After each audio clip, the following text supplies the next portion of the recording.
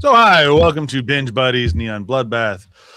I'm your host, as always, Brian Dressel. With me, as always, is Matt Zombie Dog Bones Dykes. Different Bones. I've not used that one. Damn it, Jim! I'm a doctor, not a vampire.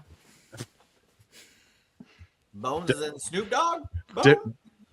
You know, I've used Bone before. I've not used Bones, so I'm not. Bone. Sure. Yeah, not Brooklyn Nine-Nine either. Pick that one up right away.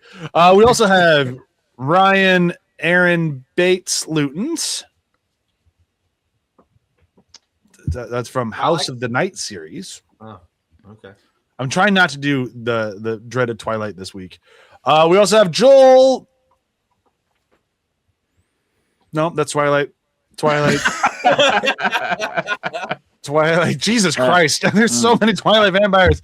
Twilight. Victor DeWitt. Victor. Yeah. From Skullduggery Pleasant. Feels like a very generic name for a vampire. It sounds like a vampire soap opera. Skullduggery. It's a. It looks like it's an Irish comic. Okay. Okay. Cool. I'll take your word for it. Thanks, Wikipedia. Although thanks, Wikipedia. I'm still mad at you over last week when you fucked up the episode order, but we do what we can. So here we are. I'm just thinking of Doc Rusty going, "Thanks, Wikipenis." Yes. So here we are, final episode of Neon Bloodbath. It's been a fucking hell of a ride. This week we are going to cover the 10th episode or 9th episode, if you're going by Sion Sano's episode numbering, which doesn't make any fucking sense. And then we're going to do our wrap up. This is not as bad as what was the show that we had to completely, I think it was Venture Brothers. We had to restack because the order just did not make any sense. And I actually think we came up with a much better order. But you have to go back. You did come up with a better order. That is the order. It's season 1, and that is the order I watched season 1 in now, and it just makes so much more sense. I wish I had that order written down. I think you're the only one who does, because it was I've sent it to you before because I've told you this before, and you go, "Oh yeah, you should send me that," and I have. Yeah. Hey, can you send it to me again? Please. I will kill you. I asked nicely. That's not like me. I usually don't. Fine. I will send me my own notes again. Yes, I will send you your own fucking notes. To be fair, it was also Nick and Graham's notes, who are no longer with us. They're not dead. They're just not on the podcast. Which they may as well be dead. To be fair, they're dead to us. On this podcast. Nick lives closer to you than he does to us now.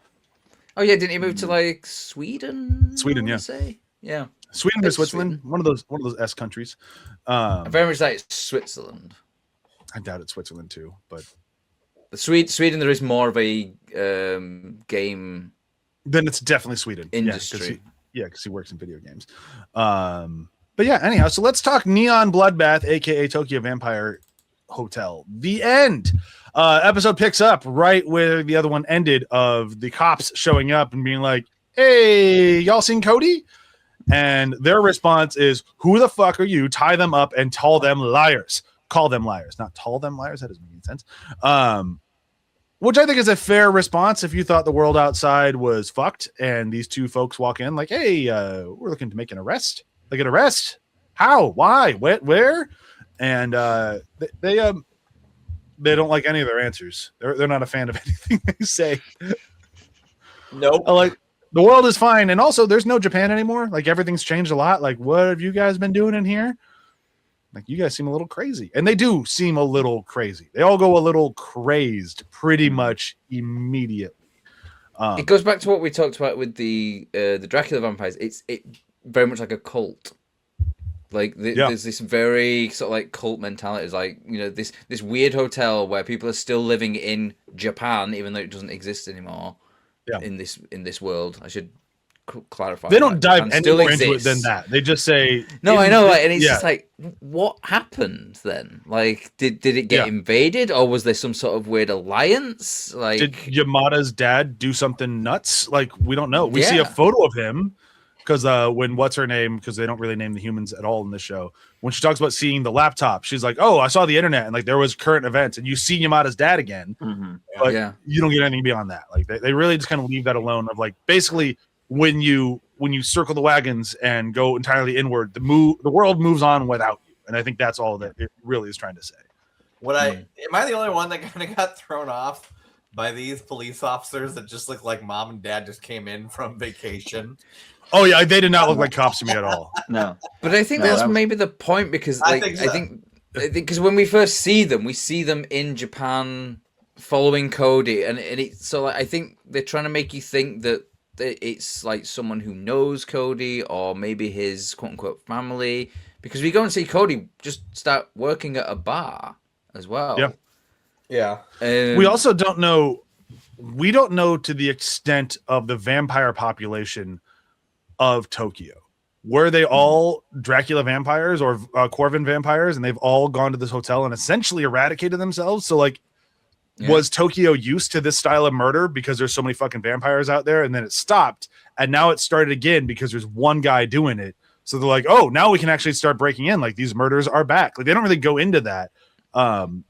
But it is kind of like a really interesting idea though for a story, like a serial killer that goes dormant for like 10 years because they set up. I think they say like 10 years or so is when Cody found the thing, and then he goes out again, and then comes back in, and it's just that it was vampire killings, but it all looked like one serial killer who was like doing these sort of things, like biting and like draining, exsanguating people's bodies and stuff like that. And now it's gone dormant, disappeared. Oh, he's done, and then 10 years later, it's like no. He's back. Like the person, that serial killer's back, and they've been like taking shitloads of people as well, because like it's kind of like I feel like Cody's in that situation of if it was me, I'd gone 10 years without having a steak, and all of a sudden I'm in one of those Brazilian steak restaurants where they walk around with the steak on the swords, and I was like all of that, just fill my plate. And you're bring gonna me have more the worst steak night in the bathroom after that. Like, good lord. I do not give a shit. I'll eat a lot of spoons. Walk away from the salad bar. Don't load up on macaroni. Like, just here's all my car. the steak. It's gonna be green for the next hour. Just keep bringing me fillet steak. I forgot about the green card, red card. Yeah. I'm not turning it over, which means you still keep coming. You keep coming. But like I never turn that over. Like I never once turned it over. I do when the plate is full and I have to start stacking meat on meat, and then I'm like, okay, let's give this a break. I can my plate never gets full, my friend. It's like the minute it's on there, I'm like, I've been to Brazilian steakhouses in Brazil. You can't keep up. You need to. Maybe that's the problem. Yeah. I love the cops. Like, this goes back to the one statement changes everything thing where he mentions that like Tokyo is not even a thing anymore. Because if you think back to the series, and Dracula tells Kay, like, you are now the leader of Tokyo. You go conquer Tokyo as the Japanese vampires. I don't care what you do. And since she never happened, would you say he says, "Do your thing, cuz"? No, that might make it a little weird. But like, there's this power vacuum now because Kay was never there to take up that role and take over. Yep. So all the questions are just like, well, did the Romanians decide to go and conquer and take it over? Were there other factions not mentioned that could have influenced things? Or is it just no vampires? So there was something normal civilization like, which is why something like old cops on a 15-year chase could end up at a hotel like that. Yeah. I never thought of it like that though. Like, is the whole reason why Tokyo or Japan or whatever it was that doesn't exist anymore, is that literally because Kay was not around to do that? So like the Dracula clan were like, well, fuck, let's just go conquer like Japan now as well and just absorb their economy into our own. Like, or was it just that without the vampires murking, a certain percentage of the population on a nightly basis, they're able to just flourish, and they figured out new things to do with their country because now their smartest people aren't getting killed in alleyways anymore. Like, there's so many ways you kind of like unravel it that it's just kind of fascinating. But it is that, like, going back to my original point, it really just keeps going back to that. Like, if you completely close yourself off from the world will move on without you. And that's really what happened, either just from the perspective of the people in the hotel or maybe just vampires in general. But either way, They got way too focused on their own shit, and the world went by, and it just kept on going. And even within this small silo, Cody being gone is like he was clearly the ringleader at some point and maintaining and managing all this stuff. And the second that Cody goes missing, like they start freaking out. Some of them have to speak up and be like, "No, we're going to be fine. We'll stick to the plan." And then these people show up, and you can tell some of these vampires, it blows their mind too. Like they're all of them. No one looked ready for this info. Everybody seemed freaked out. Nobody there seemed like they actually knew the world still existed outside of the hotel. Yeah. And it's just bedlam. Well, then you get to the point with, I'm just going to keep calling this Harley and Quinn, where they are, like, they look at each other and like, Yamada lied to us. Yeah. And you realize that, like, these are the two that I thought were in on it. Like, out of everyone in that hotel, if anyone's going to be into it, I thought it would have been those two. Because they're the ones who are keeping Kay in the blood tub thing. And like, so they're already kind of lying to the humans a little bit. Cause they say like the hotel's fine, but they don't, no one in the hotel beyond the vampires know that they're keeping another vampire to keep the thing going. And the plan is to eventually turn Manami into that heart. And then eventually Akiri, like they are planning on sacrificing people that these people know to keep the hotel going. Like there is some dark days ahead and they are already planning for it, but they get to that point and it's like, we've been doing all this shit on a lie. Like we were lied to. And like you get that no one is happy about this. Like they're all very upset. And then at the same time, we didn't really talk about it last week, but Manami keeps having this like, I need to go down this hallway.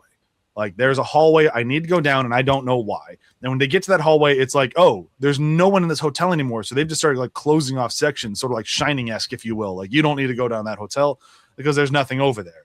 But she's like, there's something in that room for me. And Kay has been like subliminally calling to her. So she goes in and she finds Kay, and Kay immediately bites her, which gives her the flashback. So now Manami is aware of everything, but somehow turned human in the process, which I'm not going to question. Like, sure, why not? Like, somehow still human, even though she's been bitten. And yeah, like it's one of those like. If anyone deserves a break, it's Manami. So good for Manami. Like, enjoy your. She can repress it. Like Cody does. But Cody doesn't.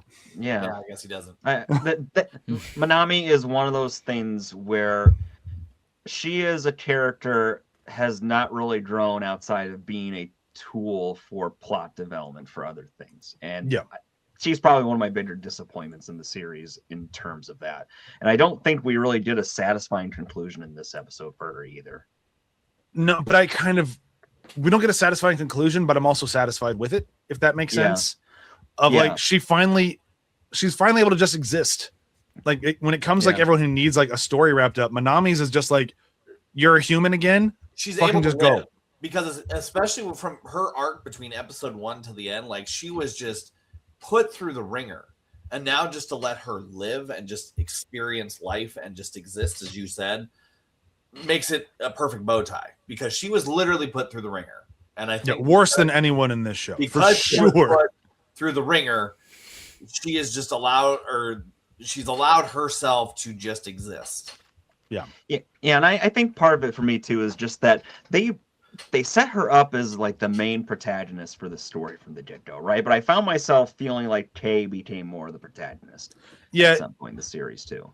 It's definitely more Kay's show, and then like it, and you can say that even with her not really being in every episode. I don't think she's in 2 for a moment, because she's in the second half of 2.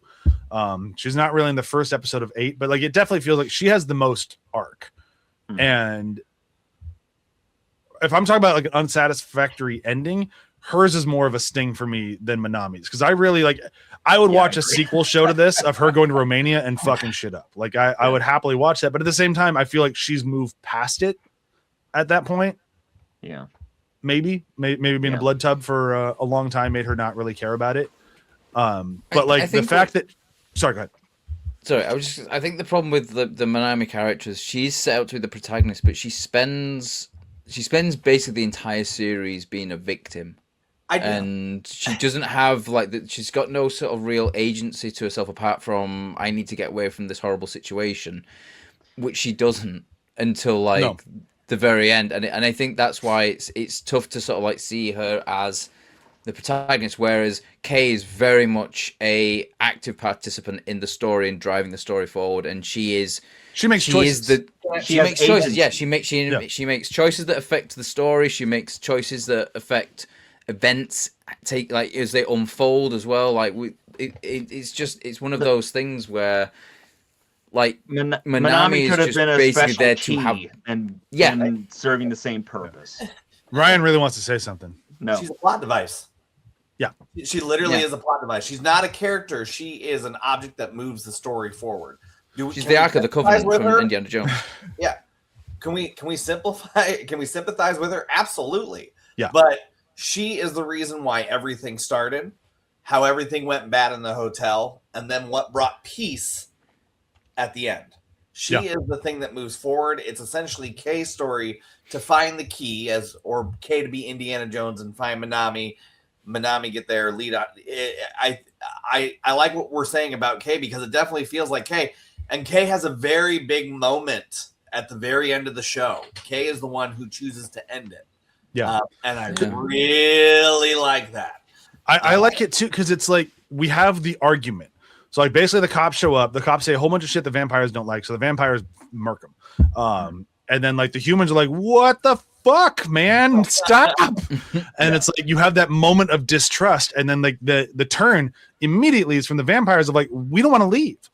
Like this is where we live. And they look at the girl who found the letter and she's like, I also found the letter. I don't want to leave.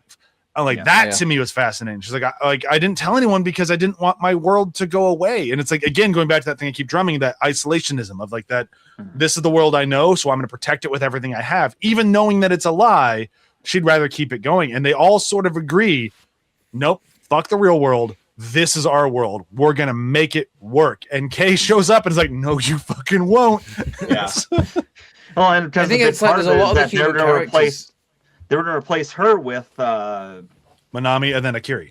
Yes, exactly. And the whole thing about it was that Manami has grown 15 years older, so I guess age-wise she's out of the range to be true sustenance for the hotel or something. So they're just going to side-skirt her and go to why am I forgetting her name? Akiri. The daughter, Akiri. So like she has the impetus of wanting to protect her too, because they showed that Akiri for a while found her, kind of visited her, sang to her, talked to her like she was in a coma, which ostensibly she was, and so she has this fondness and love for this character too, and it's good motivation. And I think like the Kay decides to end this thing because like a lot of the characters, like some of the humans even refer to it as paradise, the hotel. It's paradise here. But Kay's like, no, it isn't, like, because you don't understand the sacrifice that will be required. And she's like, and I think with when it comes to Kay, she probably realizes like the damage that she was a participant in the damage that happened to Manami, and I think she sort of feels a bit guilty about that. And I think in her ostensibly destroying the hotel and forcing people to leave the hotel to go into the real world, she is trying to make up for that by saving Akiri. And like, I'm breaking the cycle of like harm or damage or whatever you want to describe it as by ending this dream, because it's essentially a dream. It's not reality. And the way they break open that door is very like wake up, like because it is like they hit it and the door flings open and it's just nothing but white light. They show everybody who's like hiding behind the table, because like when Kay picks up her sword, it's like, oh, she's gonna fuck some people up, and she's like not going towards people, going to the door. And like it hits, and you just kind of see everyone fade. Vampires and humans alike. You don't assume that they died, but that is just them going like, my world is over. But even to that end, it's the fact that when it does open up, there's literally nothing behind them. Yeah. They were all at a table. There was like this nice little sacrificial ritual altar. There was the whole the Last Supper thing. That was it. I was trying to think of the name of the painting. I was like, oh, it's that Da Vinci painting. It's all gone. So the dream is over. Mm-hmm. It's like the imagery in that was really well done, and that's when we talk moments. That's going to take and then spot. The fact that since she's a Dracula vampire, she's still affected by the sun. So Kay literally kills herself to kill this dream, or at least we assume kills herself, because after like we get a little bit of a like an epilogue where we find that Akiri and Cody have hooked up. Not that came out wrong. They have found each other. They found each other in the real world. Cody spills all the beans, and they're friendless together, and they're gonna go on their merry way. More of a parental figure with a teenage daughter now. And then in the back, you see a coffin with Kay's letter on it. Yep. So it's like, oh, they took Kay. So maybe Kay's still with us in one way or another. And I really she's humming too. She's humming. From the coffin. Yeah. So it is kind of like, oh, like the three of them that knew this world had to end are sticking together, and I kind of like that. It is sort of a nice poetic hit. Yeah, I like this sort of, it's almost like poetry in the ending, and like we've talked about this series in terms of like there's a lot of Shakespearean influences. I think there's a lot of Shakespearean like sort of stuff, like maybe more like the sonnets and stuff like that, but in that sort of ending of it being more of a poetic ending, more of a sort of like this sort of like weird family unit as well, where it's like you have Cody as the dad, Kay is like the mother, but the mother's just in a box that hums and stuff like that. And I think it's real. I really like the ending though. Like I remember like the first thing I thought when we got that ending and we had the, like, you know, with Akiri on the beach, Cody comes up to her and then like they go into the van and drive off. I was just like that. I never, if you would have asked me at the beginning of the episode, how do you think this was at the beginning of the series? How do you think this series will end? Never in a million years would I have guessed that. But to me, it's like, oh, that is probably the most perfect ending. If you watch the first episode, you're like, no, this episode ends with Cody and Akiri on a beach. You're like, fucking who? Yeah. Who are these two? When were they introduced? So, question: why didn't Cody survive the sun? He's a Corvin vampire. Oh, was that literally just a Dracula vampire thing? Yep. Yeah, Dracula vampires follow like all the vampire lore as well. Yep. Okay. All right. It's because it's like, I think they talk about it being what's the word? It's superstitious. Like it's very superstitious because there's the bit where they hold the cross at Kay and she starts to recoil from the cross and they're like, oh, you superstitious Dracula vampires or something like that. But it's still power on her. That's how they keep her trapped in the blood tub. Yeah. They put the cross on her and they have the cross behind her, like, and then she breaks the cross. She's just plugged in with arteries for the hotel. Yeah. The big those massive tubes that just sticking in there. I haven't been able to place it yet, but Kay being Tad DeLon doesn't sit well with me. Box Tay doesn't work with me for some reason, but it's been. But Special K doesn't work for me. I was waiting for that. I need more time to sit on it because I can't think. Why, I do think like I'm kind of with you there because like with Kay's, like her last scene where we actually see her and she's kind of like she's dying, she's burning, like she's got all the ash and everything, and she's sort of saying I've given you back your life to Manami, and it's like it's a very nice ending to that character. It's very beautifully done, and then it does feel a little bit. I know it's definitely won't be this, but it feels very studio note-y of like, no, you can't kill Kay. You can't kill Kay. She's great. It feels like here she comes in season 2 kind of. Yeah, I agree with all that. I think her being put to rest sort of in the hotel made more sense to me, I guess. I think it does too, but I don't think this show cares about what makes sense. That's true. And like I think it's, for me, what I get a lot in these last few episodes is like, if you're trying to take this thing as like allegories for like, you know, governments beating the shit out of its people, or like I've read interviews from Sion Sano where he says a lot of this is about how the government fuels itself on the youth and takes advantage of youth. That's all very obvious in the hotel. Mm-hmm. I think what's happening here is like, I think it's Sion Sano going, I can't be the one to brutalize everyone. And Kay went through so much. I want to give her something of a happy ending because everything has been so bleak. And whether or not that's the right ending, I think is totally up for debate. And I think I lean more your way than mine, even though it's mine. But I do like, I understand where it's like we should give her something of a break because everything has sucked for this character and Manami. And then even Manami if you don't stick around till the after credits, you don't get the extra little bit of like Manami's fine. Because the after credits is a nothing scene. It's Manami in an office, and she's going by the name Yamada now. But she's just living her normal life, which is I do find that interesting that she's going by Yamada as well. Yeah. What was Yamada's plan? Without Yamada, a lot of that didn't happen. Like I know it was the Dracula vampires, the 99999 stuff, but like it was the hotel. All that stuff was all Yamada. So like she wouldn't be who she was without him. So that's kind of what I took that as. And she doesn't want to be under Manami's name because that name is a little cursed. Just a smidge. But yeah, all in all, I think this show ties a button on it very, very well. Even with the special K box, even with like you're not really getting like much of a closure for the people in the hotel or the vampires in the hotel. Even like we didn't even get that much closure for Akiri's mom. Like as soon as Akiri is being ready to be the sacrificial blood tub, her mom, somebody turned her. Like she had requested to become a vampire earlier, and somebody granted that wish. And like it's like, was that the pay? Did she trade her daughter to become a vampire? Which is what I'm guessing happened. Going off the themes of this show, how Yamada's dad traded him to become the prime minister of Japan. I think she traded her daughter to be a vampire. And like I can believe that as a thing, because if you think about like, you know, how she came to have Akiri, like it's which we don't even go great into detail because it's horrific. It's through sexual assault. She was not a consensual baby. During the battle, I think it was like which thank God they didn't show that. The battle was bad enough. I didn't see that part of it.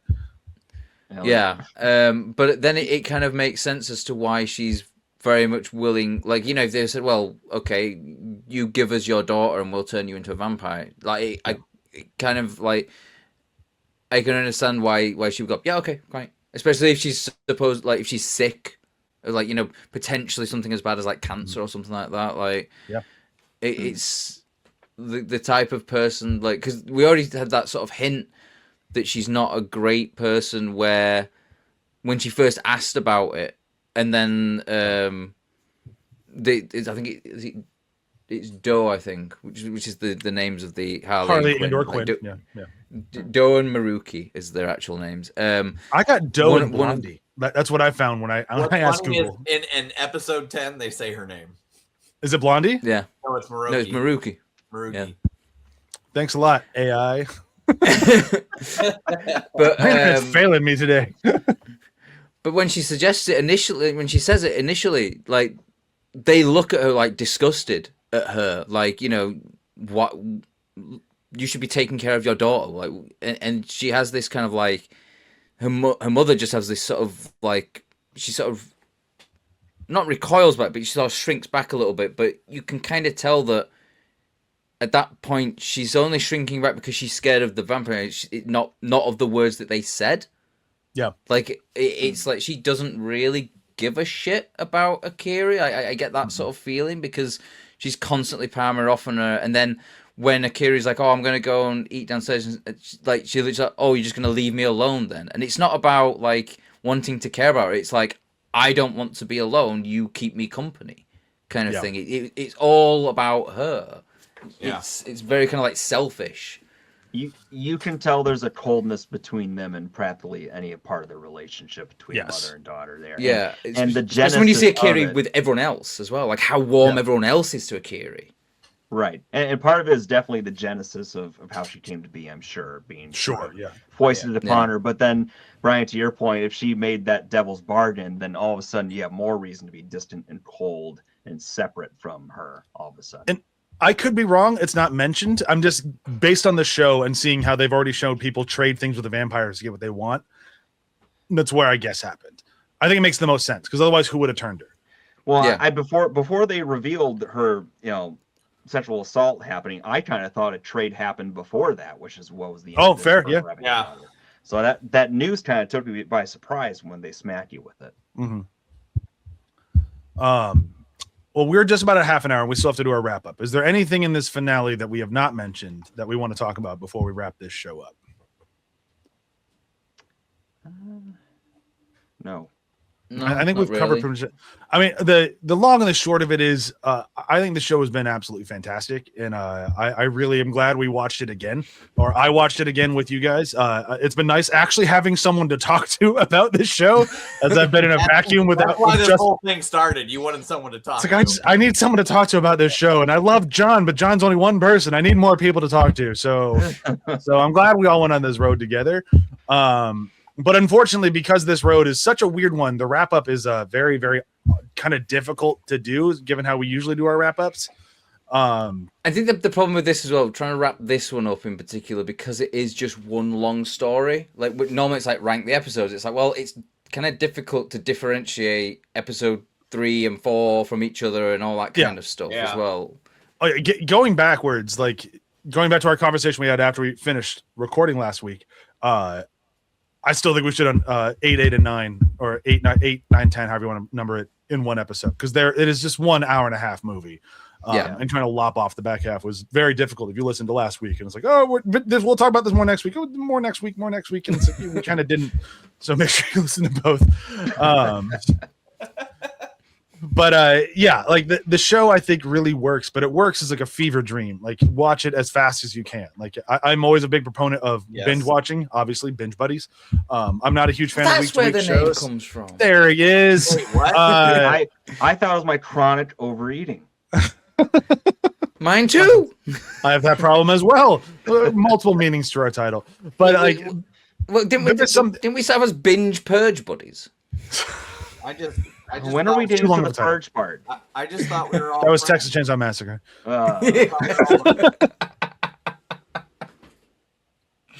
And Hobbs and Shaw. And Hobbs and Shaw. You're and welcome. Terminator Salvation. Plenty of purging on that one. I like Terminator Salvation. Damn it. You're the only one who does. That's fine. There's not even dozens of you. I appreciate Trent Reznor's attempt to polish a turd. There's good scenes in that movie. I hate that that's my argument. But what's Trent Reznor got to do with that film? He was in the trailer, wasn't he? Yeah, he was using the trailer. I think it was 9 Inch Nails. Oh, okay, right, yeah. I mean, let's do a wrap up. I don't want to go down the Terminator Salvation defense hole again. It doesn't go well for me ever. McG. Sorry. Before we get to the wrap up, though, I do have a quote that I wrote down for this last episode. Fair enough. I didn't do quotes. And I think it says so much about Akiri. It's when she comes back to the hotel. I think she's talking to her mum, and she says, "I went to the world outside this hotel, just as you said. There was nothing out there." And it's just the way that she sort of says that, and it's like it really kind of like sets up like a lot of like, you know, how she sort of feels, because she sort of went out, she saw all this amazing stuff, she saw the sky and everything. Then Cody reveals to her, "I'm actually a vampire. You should be scared of me," and all this sort of stuff. And and she comes back, and it is one of those things where you're like, oh wow, that must be like really tough for her to sort of like have to kind of like deal with psychologically. And I just think it's such a great line that just has so much in it. For what, a 15-year-old? Yeah, exactly. And it's like, because she's basically saying like, you know, my entire world is still in this hotel.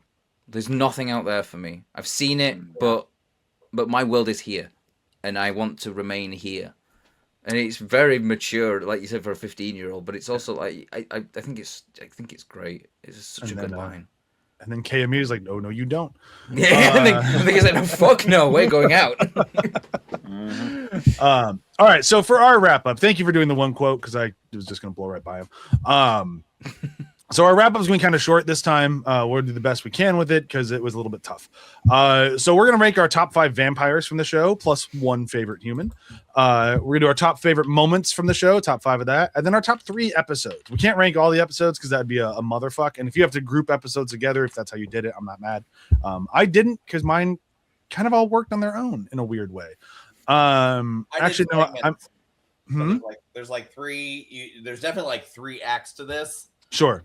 So, however you want to rank it is up to you. That's fine with you. I might actually be changing mine as we're talking, because now that I said it, I'm like, I kind of do want to do that a little bit. Oh man, it's tough.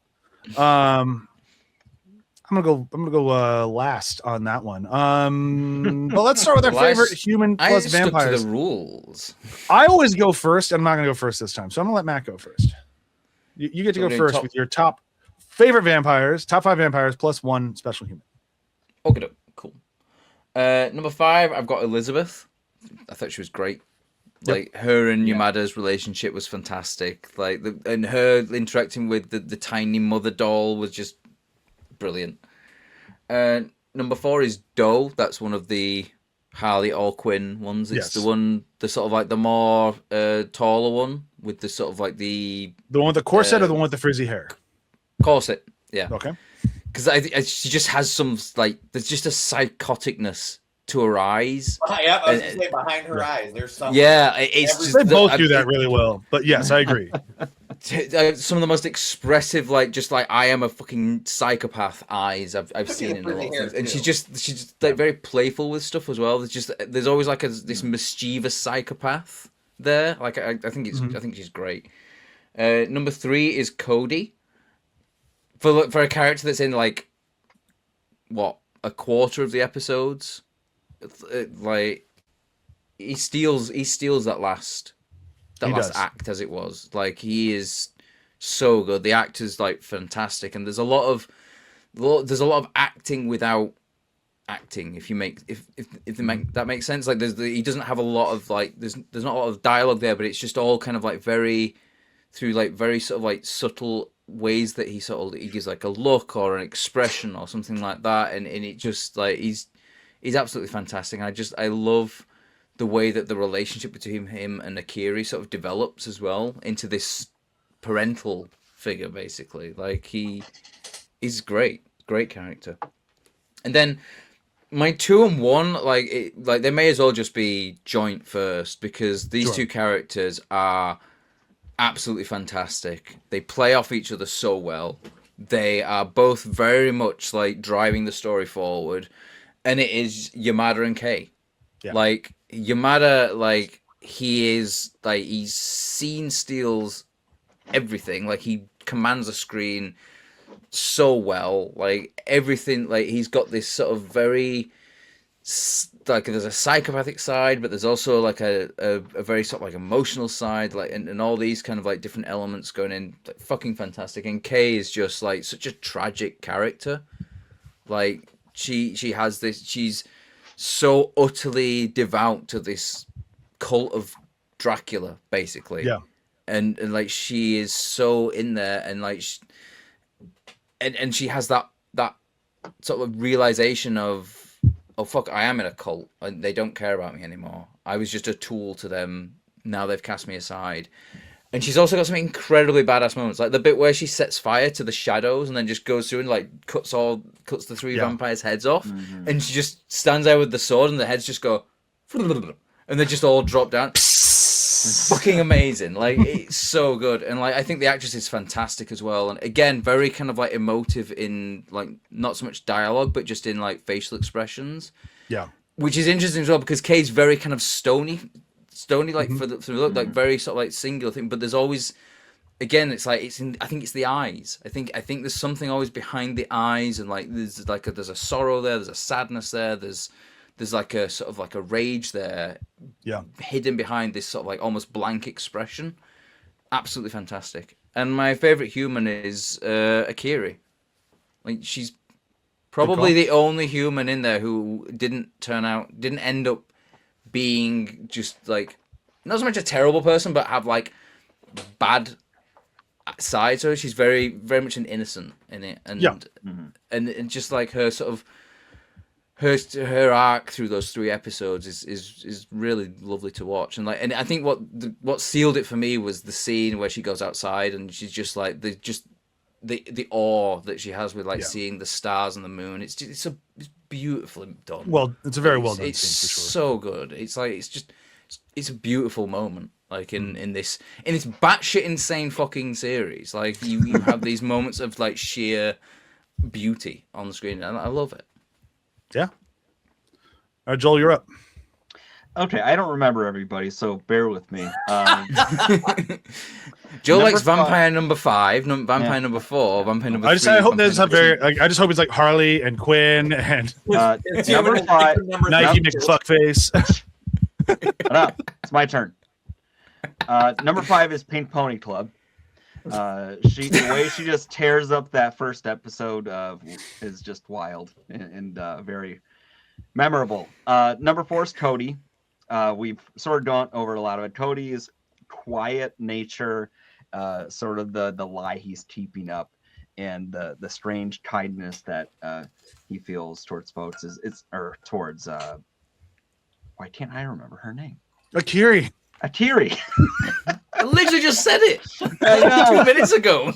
It's been a long week. That kind of relationship is weirdly sweet in a way, and I just love all his bartender moments inside the hotel where he's just playing quasi therapist to some of the humans talking to him and stuff. So that's the cliche, isn't it? Like the bartender is the therapist, and like they do a really good job with like playing with that cliche. Yeah, they really do. They do. Number 3 is Yamada, just the most larger than life character that exists. Somebody that sort of grated on me at first, but then just sort of won me over with how wild things go and how intense he is as a character. Just entertaining to watch the entire time. Number 2 is the fucking hotel. That hotel is a nightmare, and so fascinating. I never even thought of that. And the gaping maw and trying to go through the walls, like it's just really wild. And I never even thought of the hotel as a character, but you're right, it is. Yeah, I regret not putting it on my list now. It's so do I. Good job, Joel. But to be honest, I don't know. I guess Elizabeth would come off for the hotel, I suppose. Then, yeah, she was on my short. Well, it's all short list, but she was on my condensed short list. Number 1's Kay. How can it not be Kay? She rules. Yeah. It's awesome. Yeah. I have nothing else to say. Joel, did you see I changed your nickname? Oh, yeah. Thank you. But it's too late.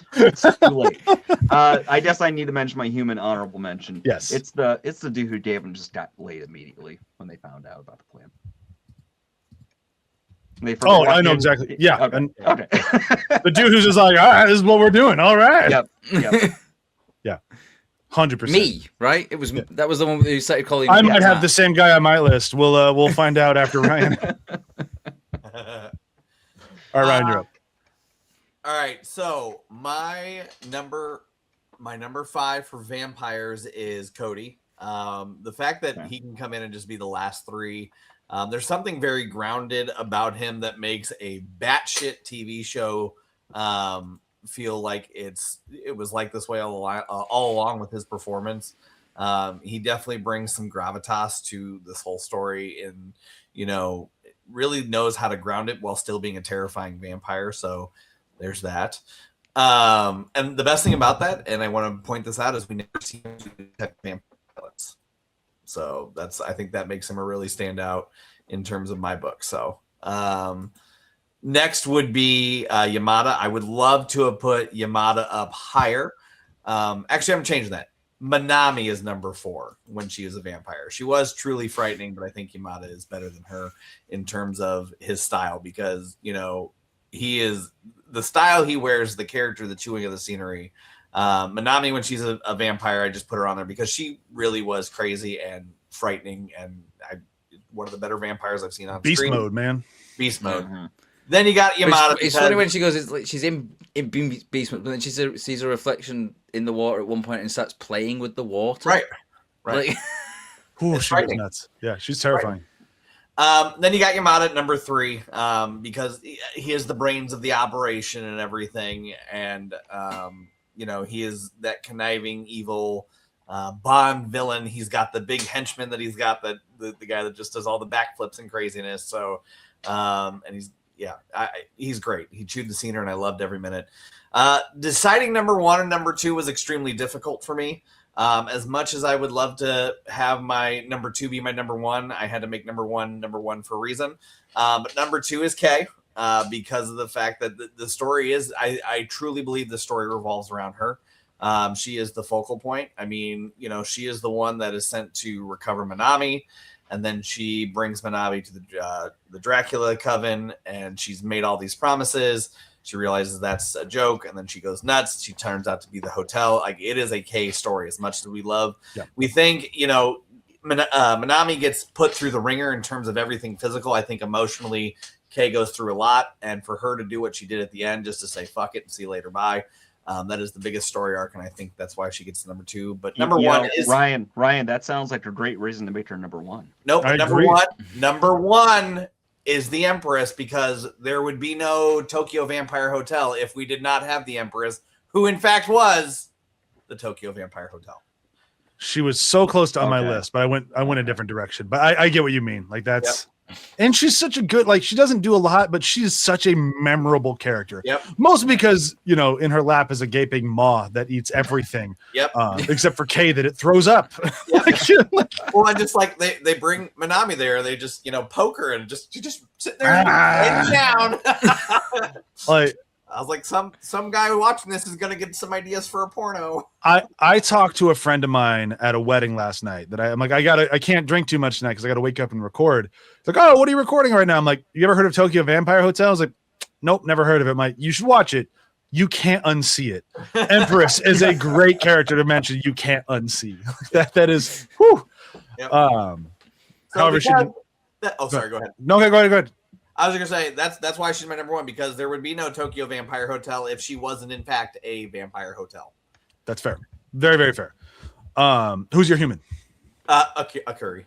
Oh, so I mean, it's just the fact that she's able. Again, same with Cody. You're able to come in and have this dynamic. And what I really wanted to drive home when I was talking about this part is the fact that those two coexist is a huge saying, or it's a huge theme in terms of what the first 7 episodes was. Like, you can live peacefully with humans, you just got to figure it out instead of being bloodthirsty monsters. It's also the older generation admitting they can't keep using the younger generation. Yep. Like, there's so much in there. All right, so my list, my number 5 are, I couldn't separate them because to me they are one character, even though they are technically 2 people. It'd be Doe and McCurry or Harley and or Quinn. Just because they have such screen presence. Every time they're on screen, like, they are magnetic. And they do it in such a way that they are dangerous as fuck.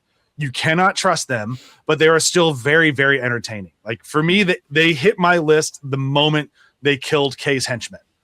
Because they seem just kind of like know-nothing henchmen themselves. And then, nope, like, they are dangerous as fuck. And they have stuck with me ever since. Number 4 would be another really good bit for them is where there's that big countdown timer. There's those 2 women who's like, we're just gonna eat cake here, and then they just like they crouch down next to them and just start basically taunting them. The whole time. Like, it's just like they enjoy their job. They're so good. My number 4 is, I couldn't find the character's name, but they all refer to her as Mother, which would be now I'm forgetting her name. Yamada's girlfriend. Elizabeth's mom. Yeah. I think they do just refer to her as mother. Like, I don't think they have it. Yeah. She's such a memorable character to me because she's just so fucking weird. Like, she has, like, she's just a shrivel up thing. She gets a little bit of Minami blood. She turns into a full-fledged thing. Then she shrinks again, and then she ends up just being a little doll that meows when it runs into walls, then gets squashed in the middle of the battle. Like, such a ridiculous character that just, like, embodies how insane this show can get. It's Mother. I'm not going to belabor the point. My 3, 2, 1, Cody, Yamada, K. For all the reasons that everybody has been saying so far. They're all just amazing characters, and I think we've covered. So we're going to move into top 5 favorite moments. Honorable mention guy. Oh, thank you. Honorable mention guy is Matt. The guy that Joel mentioned. That's just like, hey, you are all going to be forced into having sex and giving blood to the vampire. He's like, deal. All right, I'm away. It's like, that dude to me, like, and he jumped the gun. Like, he's just diving into it. He didn't know he's supposed to have this, like, vampire, like, we didn't really talk about that much since the episode happened, but, like, the vampires who were supposed to watch you bang, that was like, yeah, you're doing it. Or, like, do better. It took every fiber of my being. I wanted that on my list of moments so bad, but it got. That was like my number 6 was so many things that I like. They can't be here, and I'm still annoyed they're not there. But yeah, the montage of get out of here. Let me show you how you do this. Like that was such a good sequence. More aggressive. I'm not gonna do her. I just can't. Fine then. Like, Jesus. Show was fucking nuts. But yeah, so let's move into top 5 favorite moments. Joel can kick us off. Sure. He kicked us off last time. Matt kicked us off last time. Pay attention. Oh yeah, sorry. Thank you. I do exist, you know. In theory, I've never actually met you in person. And I think one person on this podcast has. Go ahead, Joel. I don't think Brian's actually met you. No, I did it. It was fun. We went to the beach. I'm a good sucker for a hallway. I'm a good sucker for a hallway fight. Kay's Hallway Massacre was pretty cool. It's my number 5. Number 4 was Kay wandering through the hotel walls. Yep. During the big blood, Dude, what the fuck? Orgy scene. Like it's such a striking thing, and it's such a mood. Like it's such a fascinating thing to experience in all this show. Number 3 was Manami lost in the snow and losing her humanity as she turned into a monster. They do a good job juxtaposing her ravenous behavior in real life versus her floundering and losing herself. And they even go back to Elizabeth sort of references it at a few points too, the not seeing the snow anymore. So it's a nice bit of connective tissue with that.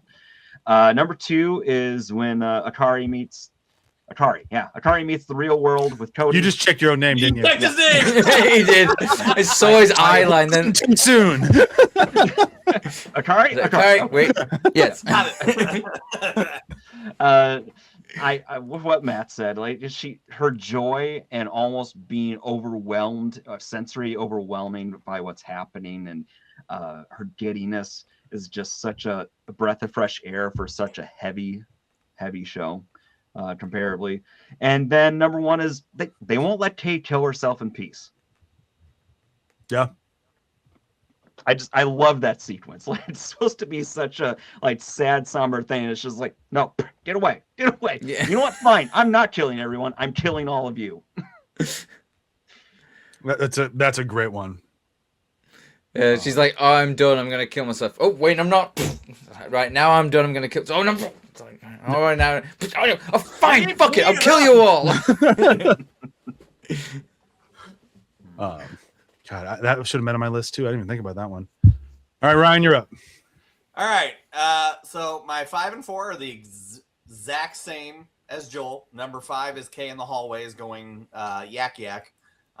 She just, when she's running down the hallway and just going, tit for tat and just obliterating people was such an awesome sequence to see. I felt like I was watching a John Wick movie.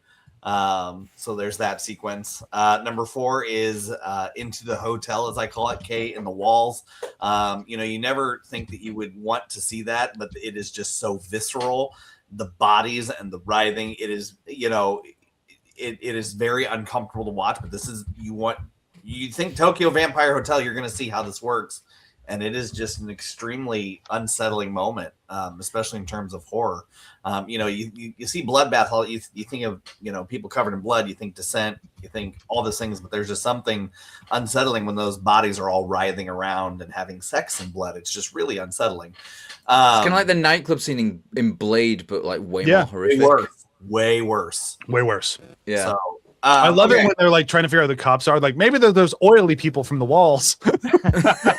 Yep, I forgot about that. This is where I get a little different. Number 3 is tiny baby running into the wall and meowing. To me it is the perfect comedic timing for the shitstorm that we have been watching, and then just to have that moment of hilarity was very well timed, and I appreciated it that the show can still pull humor like that. So my final 2 are perfect bookends because I definitely wanted my number 2 in here, and after watching the finale I knew that was going to be my number 1, but I have one from the first episode and one from the last, and I think it's perfect bookendings. But the first is my number 2 is the Diner Massacre. And that the show does not pull any punches from the start. You watch this and you know that it is going to be crazy, it is going to be weird, and they are not going to let anything go in terms of violence.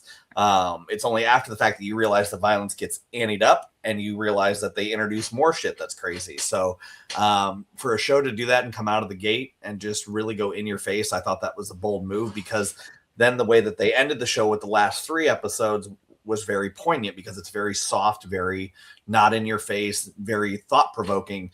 And my number one is Kay opening the door, saying, fuck this is not going to happen. I'm done. I'm putting my foot down. And she kills herself because she finally got it done. And she allowed herself to die and everything to go with it. So I thought that was a huge moment, and it was really thought provoking. So that is my number one, is Kay slicing open the doors and letting it all go to hell. It was a very strong moment. Yeah. You know, very, very striking thing that, you know, it's another like exclamation point right. on a show that's full of exclamation points. Yeah. And it's something that's resonated with me quite a bit, because she knew what she was doing and everyone's like, no, but like, oh my God, like, okay. So yeah. It's very strong. I think Brian's frozen. So Matt, Brian's you should go. frozen. Yeah. Is Brian actually frozen? I guess so. Yeah, he's been that way. Oh, he's gone. Well, hopefully it's still He's recording. It says recording. Matt, what are your top 5? Let's fill some empty space. Yeah, my top 5. So at number 5, I've got Elizabeth's mother, like just wandering around in the battle, and then just randomly getting kicked under tables and shit like that. Like, right. Yeah, I just think it's so funny the way that like. She just got, and then like you'll just see her foot just like sort of kicking. She goes, meow, just like under the table and stuff. And then she gets stepped on at one point as well. Like, so fucking good. It's just Najadal amped up to 11. Yep. It's perfect. It really is. It's a really good way of putting it. Number 4 is very similar to you guys with the hotel, but it's where Kay actually escapes. Like when she cuts her way out through the Empress, that is so fucking cool. The way that like the sword just like comes out and she's like, ah, what's this? And then she goes, and then just like this fountain of blood, and then she just like climbs out, and then she's just like, I need your power, and then like sucks all the blood. It's like fucking insane. Like, it's so the good. imagery of it. It's, you know, the fact that the Empress is like this is almost like she's giving rebirth to Kay. She's like, and then Kay just eats her and then slices her in half. And if I remember rightly as well, the Empress is just like in this almost like machination thinking, ha ha ha ha ha, I'm winning now. I'm going to win. Ha ha ha ha ha. And then all of a sudden the blade just goes, and she's like, oh, what's this? And then, and then just this fountain of blood gushing out. And then Kay just crawling out, like just literally climbing out of it, and then just like going, ha ha, I'll take your power now. It's fucking awesome. Number 3 is Yamada's reveal that the countdown timer wasn't actually how long they had. Oh, that was a good one. Such an amazing bait and switch. So he's just like, because earlier on he'd said, don't look at the timer, like that, you know, stop looking at the timer. And then it's like, I never said 10 minutes or how long it actually was. So good. It's very Joker like that. That is such a thing that the Joker would do.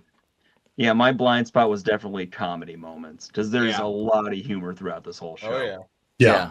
And it's very, very dark, very sort of like bloody humor as well. Like, you know, like even like Kay sort of like climbing out of the Empress has got like a weird sort of like humor to it as well. Yeah. Like, because it's just the way that it's just sort of like, and then the blade comes out and she's like, ah.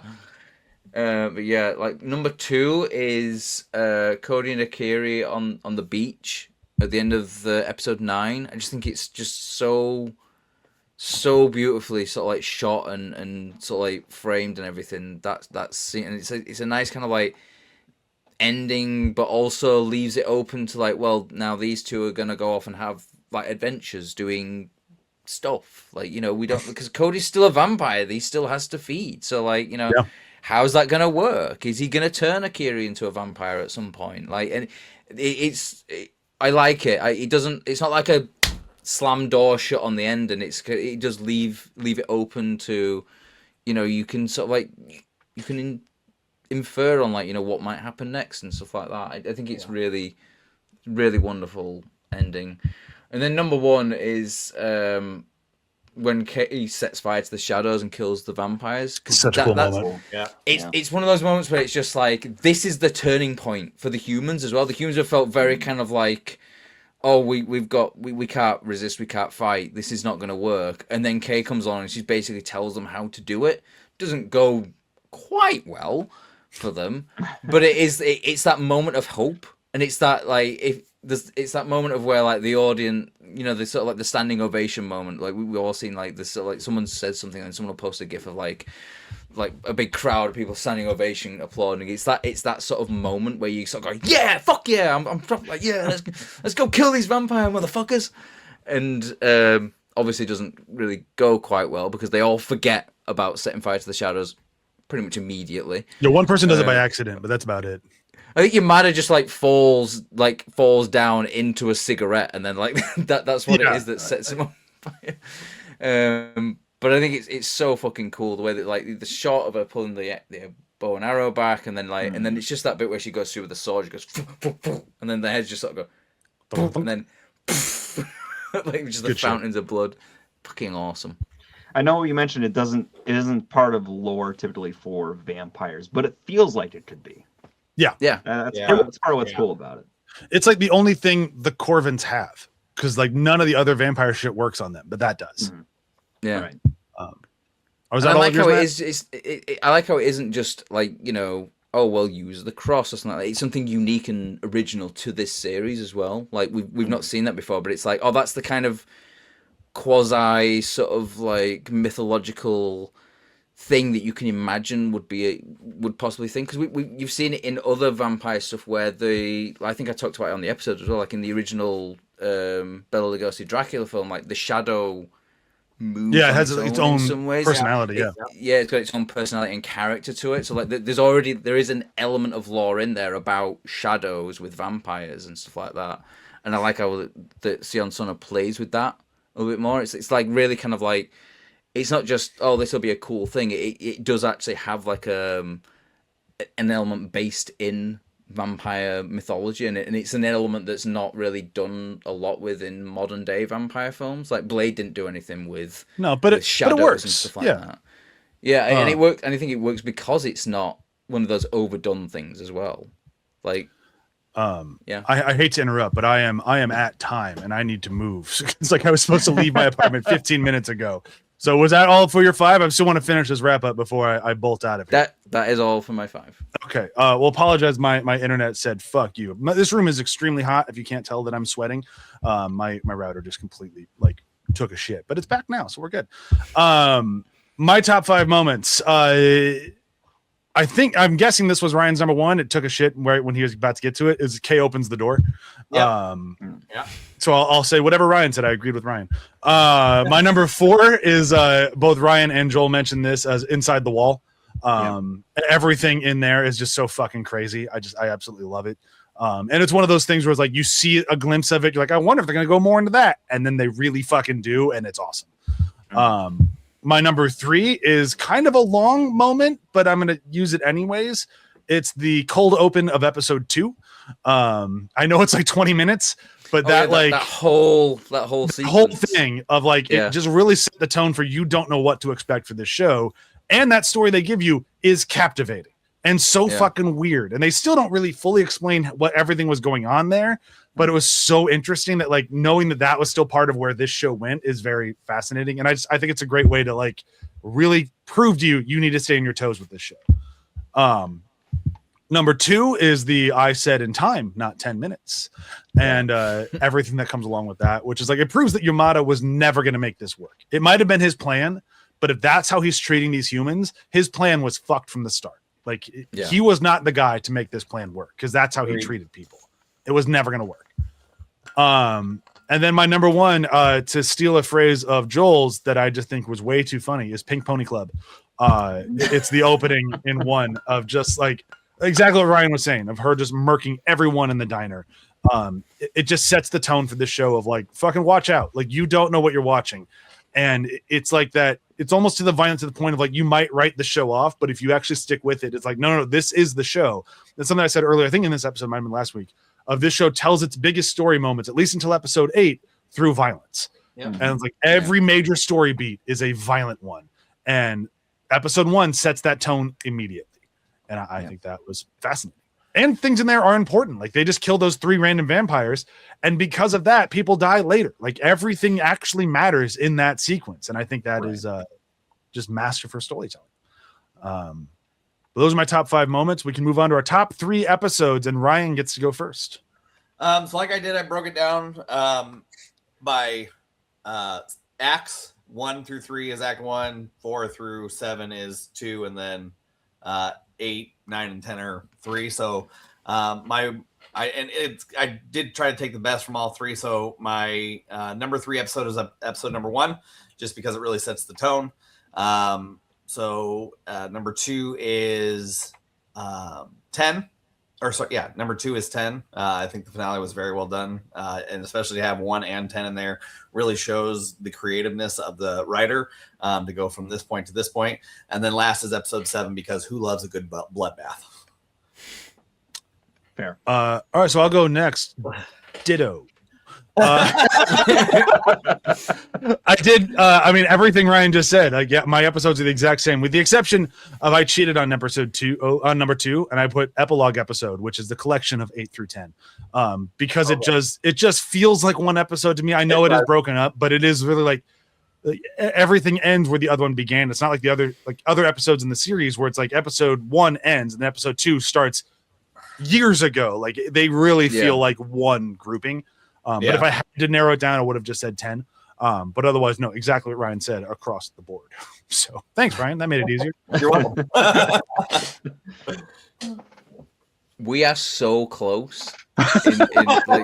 This is insane. So my number 3 is episode 3. It just because when they get to the hotel, like, and that bit where like Kay's in the hotel and just like doing her kind of like spy thing, trying to like get to Manami and going through the party and all that. I love that whole sequence. It's just, it edges it a little bit more ahead than the first episode. But then literally like number 2 is the final episode. Like I just think it's such a beautifully constructed ending. Like that whole like the 8, 9 and 8 and 9 are just like wonderful. Like it's a great sort of like epilogue thing, but I just like there's so much like basically after the point where the police officers die, I just think everything after that is just, it's so like beautifully put together. Like it's very sort of like deep and impactful and emotional and all that sort of stuff. It's great. And then my number 1 is episode 7. Like the absolute fucking carnage that is episode 7. Yeah. Now let's watch Joel have everything opposite. My number 3 is episode 7. It's still in there. Bloodbath. It's a fun bloodbath. My number 2 is episode 6. There's a lot that happens in there that's just really uncomfortable and disquieting. The coupling scene that you guys have referenced a few times, the really uncomfortable forced watching of people attempting to have sex. Like the way they handle sex in this show is so uncomfortable. Like you know, a lot of shows and movies Americanized would be like, oh, here, we'll flash something. This is like, we're gonna toy with intimacy in a really uncomfortable way. They do a great job of that. And then Bloodwall, you know, and Manami transformations. Number 1 is episode 8. Probably just should have been epilogue, but this show earned its quietness, its quiet conclusion. And I think if it was still throttled to 11 this entire time, it'd be a lesser show for it. Totally agree. Like that's rewatching it every time. I'm like, oh, this is why I love this show. Because if it was just this, I'd find it a little boring and doesn't do a lot. If it was just crazy, it'd actually be a little boring because it's like, yeah, it's fun to watch, but I kind of get over it after a little while. Having the mix and having that earned, it makes it better. I find it really, what I love about it is, as well as it does a really good thing of like pointing out the realism of like when the final battle is over, there's still people and they still gotta live. Yeah, there's still like there's still shit that needs resolving. Just because you've defeated the big bad enemy or whatever doesn't mean that it's over. Like there's still a lot of stuff that you need to clean up and clear up and fix and stuff like that. Like you know, it goes back to sort of like a World War II analogy of once World War II was over, Europe needed rebuilding. Like the amount that it had been bombed to shit, there was just like whole cities were just rubble. Like you know, you have to rebuild that, and the show does a really good job of showing the rebuild. And I could be wrong, but I believe this was about like the allegory here was supposed to be for the tsunami, which is like not war, but it's still everything wiped out, and you need to rebuild. Right. So I could be wrong, but I believe that was the timing. All right, we have Tokyo Vampire Hoteled, and you should go tell your friends about it. Not us, the show. If you want to tell you about us, great, awesome. But I don't really care as much as I want people to watch this show because it's fucking incredible, and no one I know has seen it. I have sat in rooms with many Hollywood people and asked about this show, and fucking clueless faces across the board. And I'm like, this is one that should have been watched. Like this one should be studied because the way the story is told is so different, but magnificently compelling. And it's for me, it's one of the best uses of violence I've seen in a show. It gets so over the top, but it works to tell its story. And we've watched a lot of very violent shit on this series, and this one I think uses violence better than any of them, and that's including my big favorite guy right behind me. Because violence is a storytelling device in this thing, when it's usually just check out the big bloody part, and this one is lots of that, but it all matters, and I think that is just it's incredible.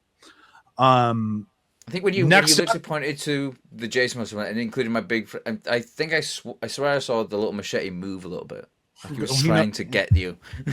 He knows we love each other. We're good. He just wants a big hug. It's a big old hug. High five. He just wants the. I can't. There it is. Next we have coming up is Andor, which is part of our Star Wars 2-part series, where we're going to be doing all of Andor, followed by Rogue One, a little bit of a break, and then the Star Wars Skywalker saga. Whatever that means to you is what we're doing, and that means whatever it means to me is what we're doing. We're going to figure out the order we're watching those things later. I'm not sure yet. We might do a bit of a hatchet cut. We might not. But that doesn't matter because first we have Andor, and that one we're going to watch in order. We're going to watch all of Andor season 1, then all of Andor season 2, and then Rogue One. However, we are going to group episodes, which I need to figure out how we're going to group those episodes, because much like the end of this one, those episodes have this problem of they don't really flow if you try to go episode to episode. You need to watch them in their grouping. So we will announce that as we're doing it, because that's how we do things. But I'm magnificently out of time. If I don't leave now, I might miss my movie. So I have an 8-year-old and he wants to see Spider-Man. So I'm going to go take him to Spider-Man.